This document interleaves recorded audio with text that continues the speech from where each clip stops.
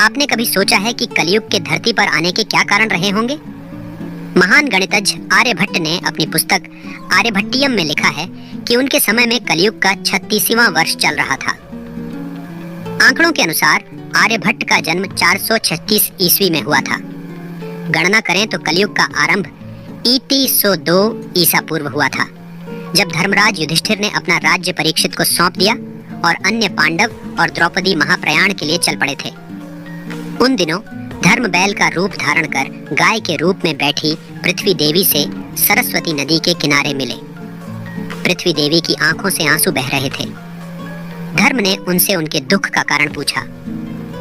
धर्म ने कहा, क्या तुम इस बात से दुखी हो कि मेरा सिर्फ एक पैर है, या तुम इस बात से चिंतित हो कि अब तुम्हारे ऊपर अधर्म का शासन होगा? पृथ्वी देवी ने जवाब दिया, हे धर्म, तुम तो सब कुछ जानते हो। मेरे दुख का कारण पूछने का क्या लाभ?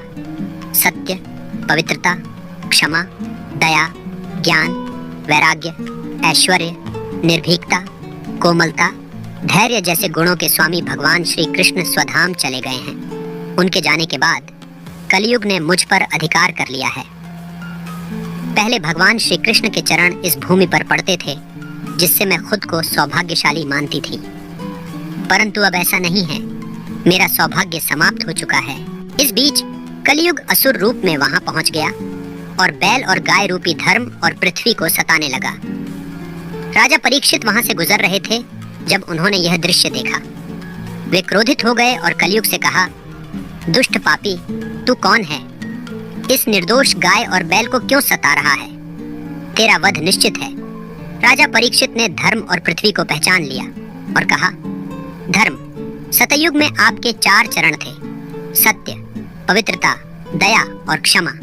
त्रेता युग में 3 चरण, द्वापर युग में 2 और अब इस दुष्ट कलयुग में आपका एक ही चरण बचा है। इतना कहते ही राजा परीक्षित ने अपनी तलवार निकाली और कलयुग को मारने के लिए आगे बढ़े। राजा परीक्षित के क्रोध से डरकर कलयुग कांपने लगा। उसने अपने राजसी वस्त्र उतारकर राजा के चरणों में गिरकर क्षमा मांगी।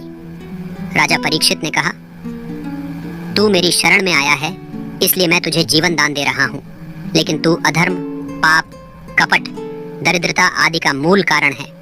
इसलिए तू मेरे राज्य से अभी निकल जा और फिर कभी लौटकर मत आना। कलयुग ने कहा, पूरी पृथ्वी पर आपका शासन है, मुझे रहने के लिए स्थान प्रदान करें। इस पर राजा परीक्षित ने उसे 4 स्थान दिए, असद, काम, क्रोध और मदिरा। कलयुग ने कहा, यह पर्याप्त नहीं है, मुझे और स्थान दे। राजा परीक्षित ने स्वर्ण को 5वां स्थान प्रदान किया। मार्कंडेय पुराण में कहा गया है कि कलयुग के दौरान शासक अपनी जनता पर मनमाने ढंग से शासन करेंगे। वे अपने राज्य में अध्यात्म की जगह भौतिकता का प्रसार करेंगे। लोग सस्ते खाद्य पदार्थ और सुविधाओं की तलाश में अपने घर छोड़ देंगे। धर्म को नजरअंदाज किया जाएगा और लालच सत्ता का मूल कारण होगा। लोग बिना किसी पछतावे के अपराध करेंगे। संभोग ही उनकी सबसे बड़ी जरूरत बन जाएगी। लोग आसानी से कसम खाएंगे और उसे तोड़ भी देंगे।